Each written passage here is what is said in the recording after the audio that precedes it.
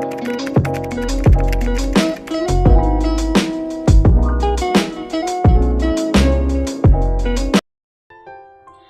semua, apa kabar hari ini? Saya berharap kita semua dalam keadaan sehat dan walafiat dan selalu dalam perlindungan Tuhan Yang Maha Esa. Hari ini saya bakal bagi-bagi ilmu pengetahuan berkaitan dengan pelajaran bahasa Indonesia. Pada kesempatan ini juga saya akan membahas pertanyaan yang sudah diberikan dosen saya. Bagi teman-teman yang ingin belajar, bisa klik link di bawah komentar karena sudah tersedia soal beserta jawabannya. Tanpa memperpanjang kata, saya akan mulai pembahasannya dari nomor 1.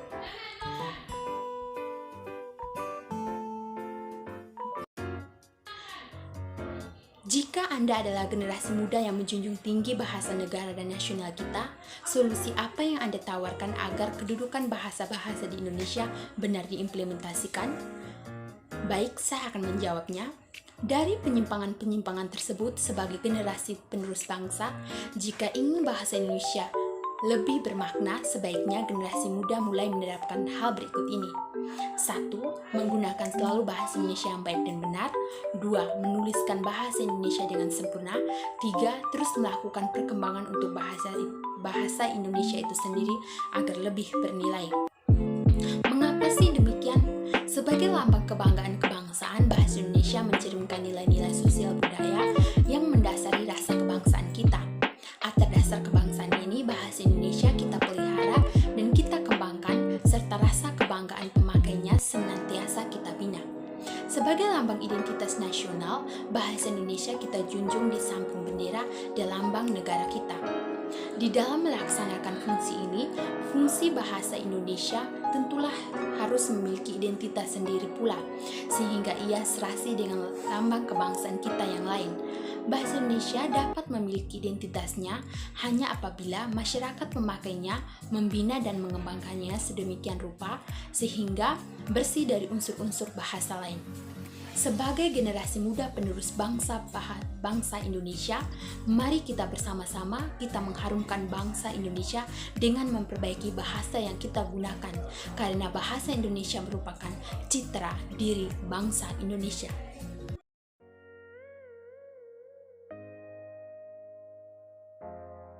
Kita lanjut dengan nomor 2. Apa yang Anda lakukan jika Anda berada bersama lawan bicara yang keliru menerapkan ragam bahasa saat berkomunikasi dengan Anda?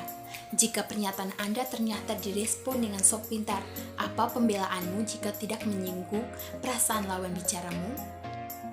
Baik, saya akan menjawabnya. 1. Dengan berusaha mengerti.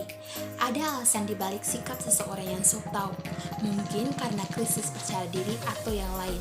Cobalah untuk berusaha mengerti dan tidak memberikan penilaian yang terlalu buruk terhadap teman yang sok tahu. Yang kedua, berbicara. Cara yang paling frontal untuk menghadapi teman yang sok tahu adalah dengan menegur mereka. Ajak berbicara baik-baik dan mulai menjelaskan cara mengaktualisasi ragam bahasa dengan penjelasan yang masuk akal, bersifat faktual, dan dapat dimengerti.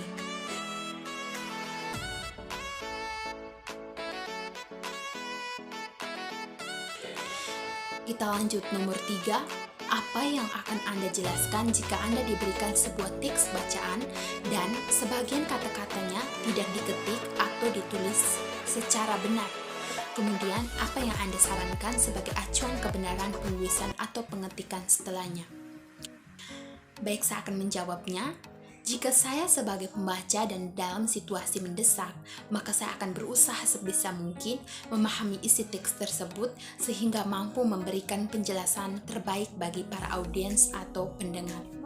Dan saran saya yang akan saya berikan yaitu, awalnya saya memberikan umpan balik atau respon terhadap pemberian teks bacaan, bahwa ketika kita sedang melakukan pengetikan teks, kita harus memperhatikan secara baik sehingga pada akhirnya tidak merugikan siapapun dan agar mempermudah pembaca untuk memahami teks bacaan tersebut.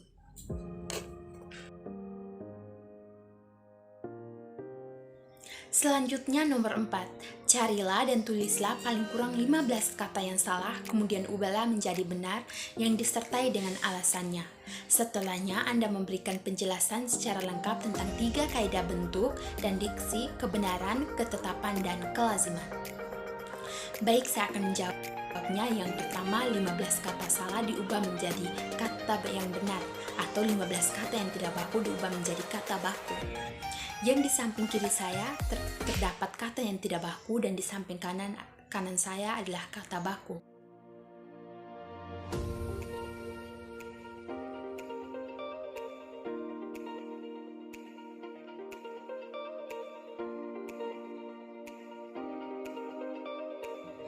Dari jawaban ini saya menyimpulkan bahwa kata baku adalah kata yang sesuai dengan pedoman atau kaidah bahasa yang sudah ditetapkan sebelumnya, dan ejaannya sesuai dengan apa yang ada dalam Kamus Besar Bahasa Indonesia.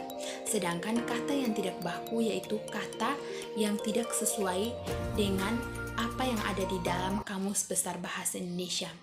Mengapa kata harus ditulis dengan baku? Karena kata yang tidak ditulis dengan baku maka bisa salah diartikan atau maknanya akan berbeda.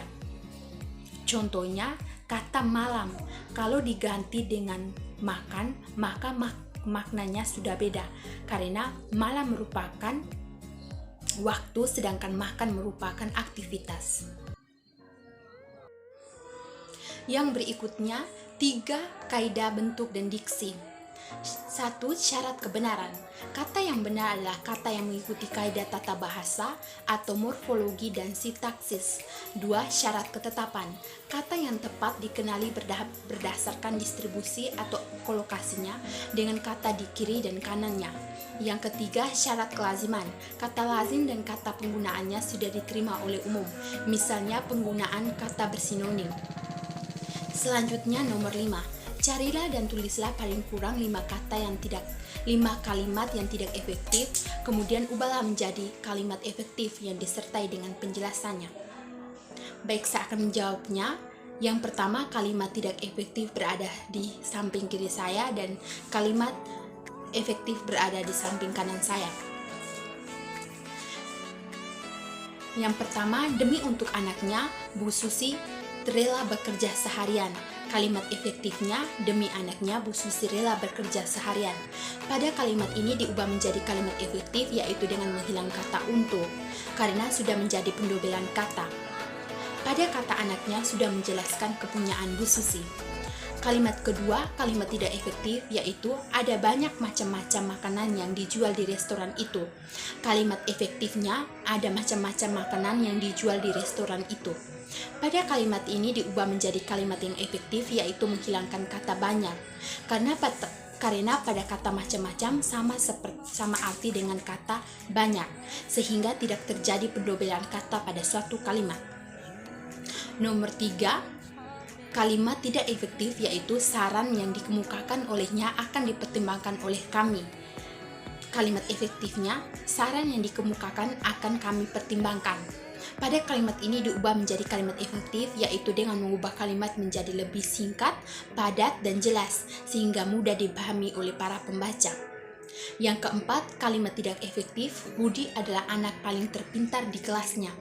Kalimat efektif, Budi adalah anak paling pintar di kelasnya. Pada kalimat ini diubah menjadi kalimat efektif, yaitu dengan mengganti kata terpintar menjadi pintar, karena kata paling mengandung makna yang sama dengan kata terpintar. Yang kelima, kalimat tidak efektif, suasana di pasar sangat ramai. Kalimat efektifnya, suasana di pasar sangat ramai. Pada kalimat ini diubah menjadi kalimat efektif, yaitu menghilangkan kata sekali, karena sudah menjadi pendobelan kata dalam satu kalimat tersebut. Sekian dan terima kasih, itulah pembahasan dari saya. Jika ada kesalahan kata, saya mohon maaf. Saya juga bersedia menerima kritik dan saran dari teman-teman. Dan jangan lupa like, subscribe channel saya ya. Bye-bye.